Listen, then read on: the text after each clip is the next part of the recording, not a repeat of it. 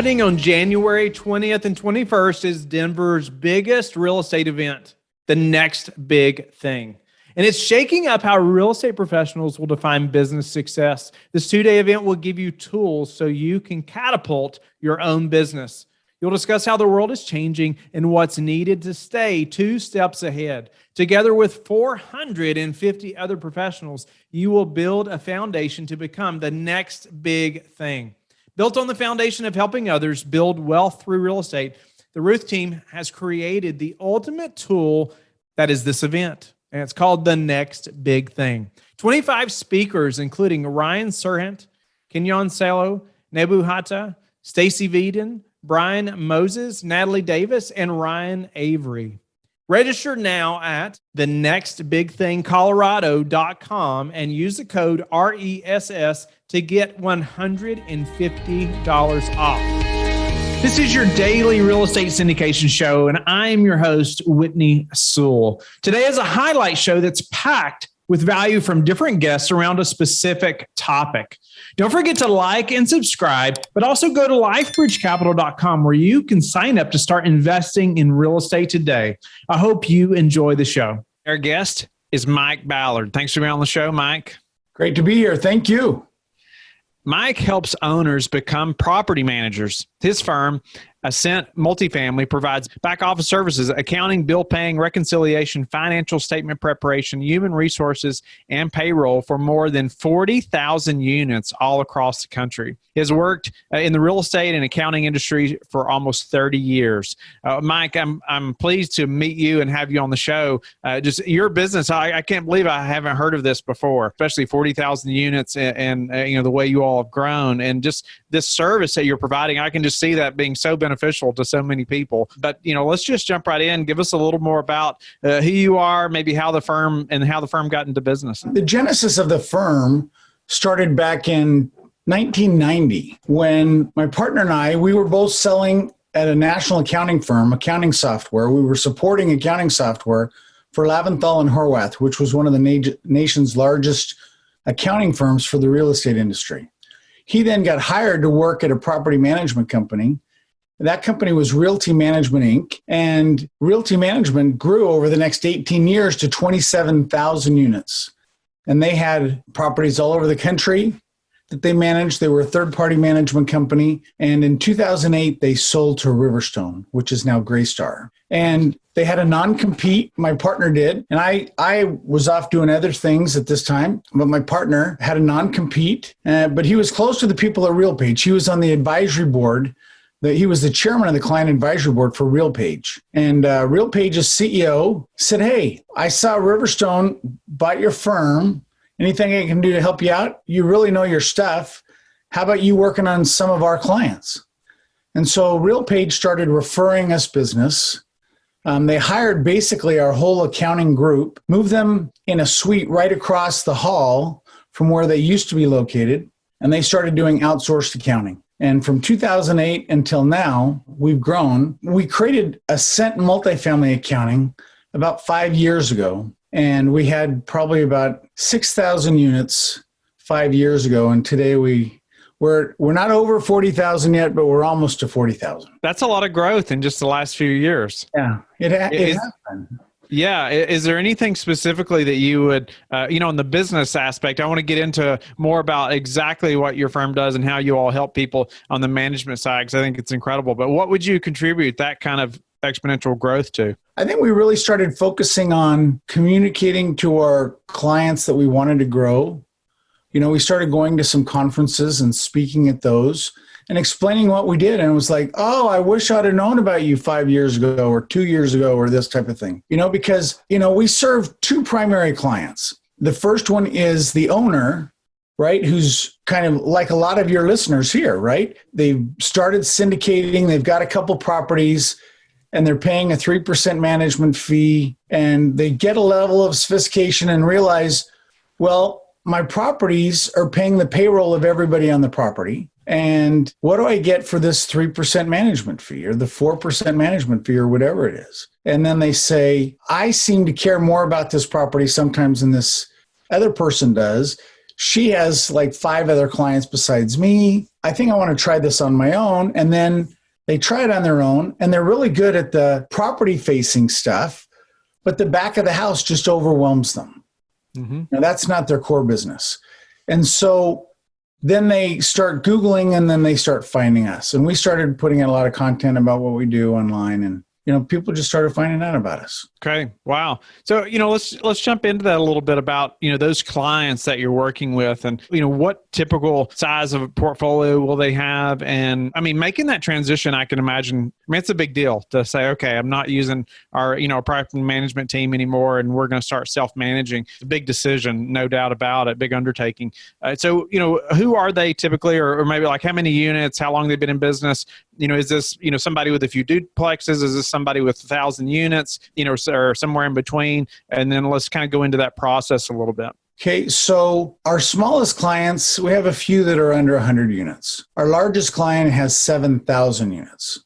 Wow. Our average client has about 1,000 units and 6 properties. And so we have clients smattered. It's kind of evenly distributed all the way through. We've got clients with 4,000 units, 3,000 units, that type of thing. But typically, they've either, like one of our most recent clients in Southern California, they have been talking to us for 2 years. They've got 3,000 units. And they knew that they needed to make a change. They wanted that control. They wanted to be able to do that. They've got the resources, and they realized it's time. And then they just started working with us and transitioning, getting the software. They have a bias to use Yardi, which is fine. We have probably clients with more than 10,000 units on Yardi. And so they got their own platform of Yardi instead of using the different property managers. They were probably using 3 different property managers in different states. The one thing about this, though, it doesn't work for everybody. There's times when it hasn't worked.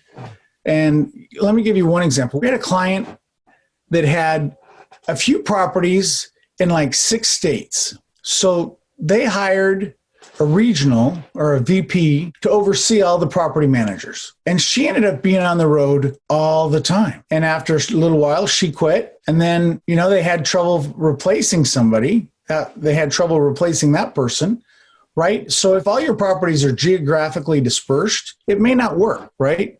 If they're all in one location, it's helpful because you've got to be there. You've got to visit the site where, we've got a great client on the East Coast, had a couple thousand units, and all his properties were within a 20-minute drive of each other, right? And so he calculated he had 2,200 units, and his average rents were $1,400 a month, right? And he had 95% occupancy, and he was paying a little over 3%. Some of the properties were 3%. Some of the properties were 3.5%. He was paying over $100,000 a month in a management fee, right? And he said, what am I getting for that?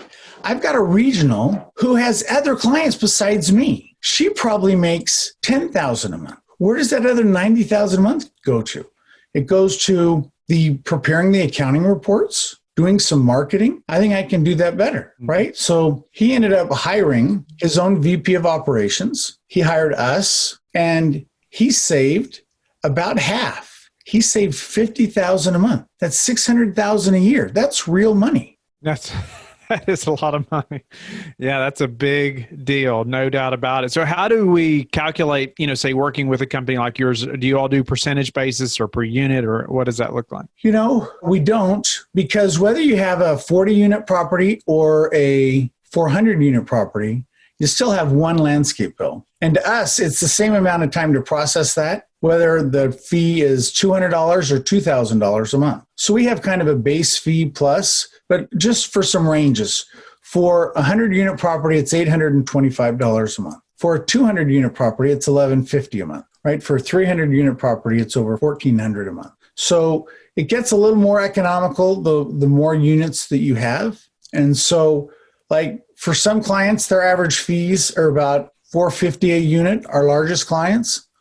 For we have a client with a large portfolio of properties that are 10 to 40 units, and he's paying an average of probably $10 to $20 a unit. Okay. So let's jump into a few of the things that you're helping these clients with, like just to work with you. How do our operations look different, and just the communication or, the things like we would normally have, weekly calls about, KPIs or any indicators that we're tracking, things like that. Fill us in a little bit about how that process takes place then working, because I guess working with you, if I can get this right, I'm really bringing in the property management in-house into our own company.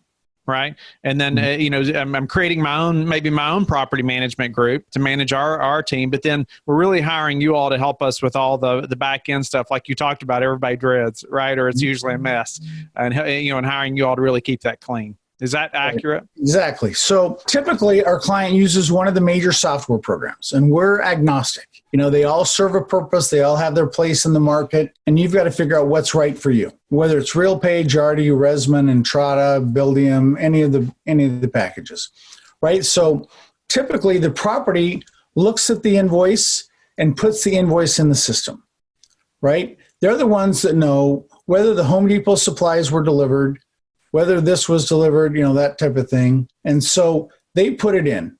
We check it. And every Friday we put together a list of items to be paid, and we send it to the client. And they look at those items to be paid, and they say, yes, I agree with this. Maybe we hold off on this guy. I want him to jump through another hoop for whatever reason, and I feel I need to pay this guy. And we say, great. And so you send it back to us, let's say Friday or Monday, and we get it paid a few days later. So we do that every week. And then during the middle of the week, we're also talking about different things as well. So, we're answering questions just like for the property manager, just like we're at the home office, but we just happen to be based in Las Vegas and not in their town, right? And then however we process payroll, however the client normally likes to process payroll, we handle all the payroll. We don't have to. Half of our clients don't use us for payroll. They use ADP or Paychex or somebody else. They don't have to use our payroll services, but we have our own health insurance, and we kind of created the HR services because, we had someone who was a VP at a large management company, found an owner that wanted to give her some properties, and she had to replace all the benefits that the big company had. And she's like, oh, this is going to be a nightmare. And we had it all, arranged. We knew these problems ahead of time. And we said, look, we've got a similar benefit package with health insurance, vision, dental, 401k, other supplemental life insurance, and other things. And so we offer those for them to offer to all the property people. And we've oftentimes, if it's important enough, we'll fly out and register everybody, get them all signed in. Our guest is Colin Douthit. Thanks for being on the show, Colin. Thank you so much for having me, Whitney. Colin owns a property management and construction company that has experienced 300% growth in 10 months. He likes to bring value to investors before they bring him on. He has 3 engineering degrees and has a professional engineer's license, but has chosen a new path in life. So looking forward to hearing about that, Colin, and just this massive growth for your property management company and how you've done that. But give us a little more about your backstory in real estate or just getting from 3 engineering degrees. I mean, that doesn't happen overnight or without a lot of work. And then but then just taking this new path. Yeah. No, it didn't happen overnight. So I did two undergrad engineering degrees in college.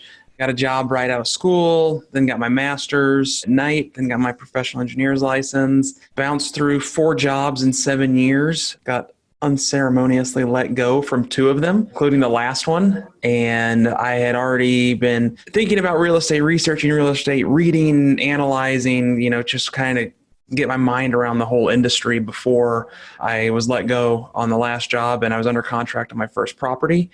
And I said, you know what, let's see what we can get done here without having to go back to the corporate world. And that was about 3.5 years ago now. So that kind of got us to the point that we are at now. What kind of property were you focused on at that time, or that you had under contract when you were let go?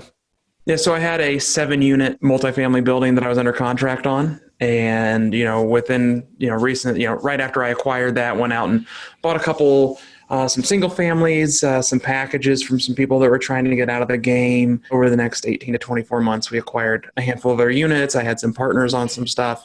And that's kind of how we, started to build up our portfolio to where I could justify not having to go back to the corporate world. It seems like the property management space has kind of become your focus or your expertise. Is that right? Yeah, that is. So why that space? What brought you into focusing on that? Yeah, it's kind of a roundabout way. So once I got up to the point where I was, self-managing 60, 70 doors, I had to invest in the software, right? Because you just can't manage it all. I guess you could go old school, but I decided to go to software where I could kind of streamline everything. And then from that point, I was like, man, I wonder if I could start third-party managing to generate some additional revenue and maybe just bring on one property manager that could then just manage my assets essentially for free if it was a break-even proposition. Quickly after I started having that thought and discussing it with some people, I got an introduction to somebody that was looking to sell their property management company. And we went down that discussion and then getting up through the LOI, and then they decided not to sell. But after reviewing their numbers and just seeing how the company worked, I really started to get a lot more interested in the property management space. And then just decided to build my own and grow it to, whatever I could. And that's kind of where I got into the business and my passion for the business came from. So are you focused on a specific type of properties to manage or size of properties in a specific market, or how does that work? Yeah, so we're within about an hour radius of anywhere in the Kansas City markets is where we're operating right now. We do work with single family investors and we work with large multifamily investors. Recently, we've been brought on for a lot of repositioning of assets. So whether it's a single family house that we need to put $30,000, $40,000, $50,000 into and get it back on the market then, or we are getting brought into an apartment complex that's been poorly managed that needs rehab on every unit and hundreds of thousands of dollars of work. We've really been brought into all those different spaces just to try to help value add and manage properties better. So let's dive into some of that, the 300% growth in 10 months. What has caused that? What was that? How did that happen? Everybody dreams of that kind of growth, right? No matter what their business is. What caused that, and what is that type of growth? So what's caused that? Probably numerous things. We've been really networking heavy. I've been networking heavy to expand my network of influence among local investors, owners, realtors, to kind of be their go-to guy as much as I can. Additionally, we've been trying to perform at a high level. And I say this to a lot of our investors and to my team, that it seems like the bar for property management is set relatively low on what average performance would be. So if we can perform or communicate better than majority of the other managers out there, that we're going to succeed. And, we've had some pretty good feedback from a number of our investors. And when we get feedback that's not positive, we always try to internalize that and figure out what did we do wrong? How can we make this system better just to deliver the best product we can, the most professional property management that we can.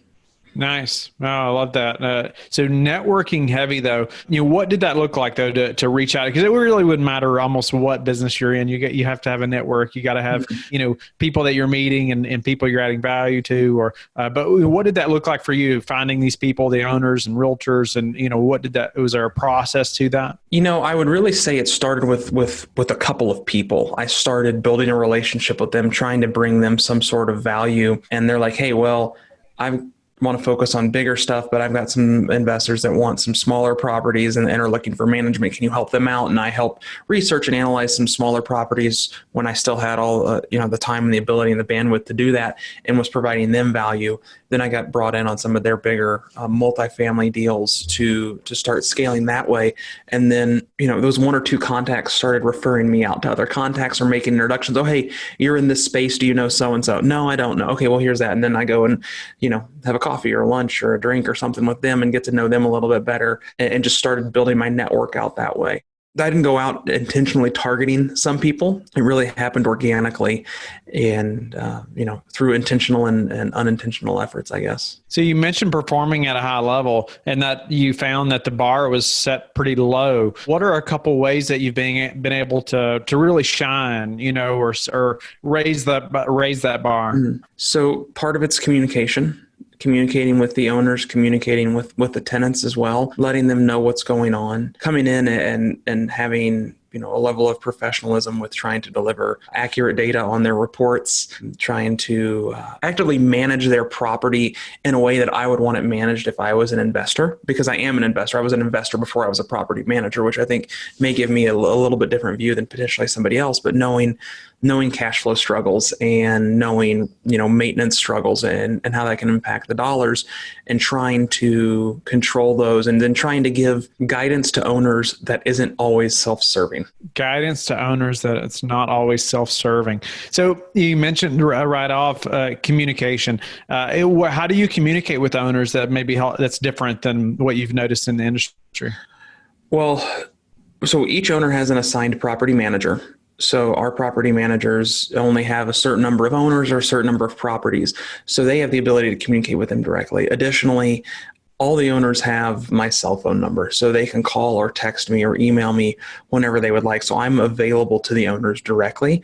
I'm not just bringing them in through the sale or just through the network. Okay, great, you're in. Don't ever talk to me again. I'm here for them, because a lot of times when I get them brought in, we've worked through this property. I've been there with them through the due diligence process. So, we've put together kind of a plan. Okay, we're going to vacate these units. We're going to rehab them. We're going to raise the rents to this.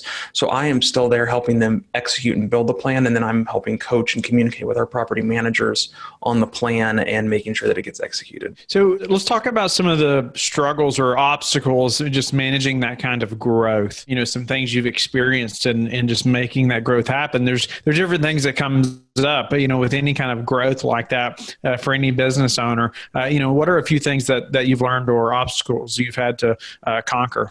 Communication is still one of them. I mean, that's one that we have waxed and waned on with the effectiveness of it, right? There was definitely a point when we were bringing on quite a few doors before we brought on another property manager, where I wasn't communicating effectively with one or two owners, and I started getting some feedback from them on that. And then I was realizing, okay, this is an area that I need to do better on, or I need to delegate. So just, having, that many new customers coming on, even if it's just a handful of customers that all have a lot of doors, just managing the business, managing the people, and managing the customers. That's where I had, some struggles, and, had to learn to delegate effectively.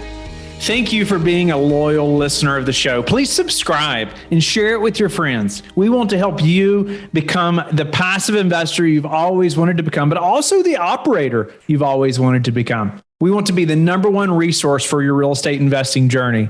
But go to lifebridgecapital.com, where you can start investing in real estate today.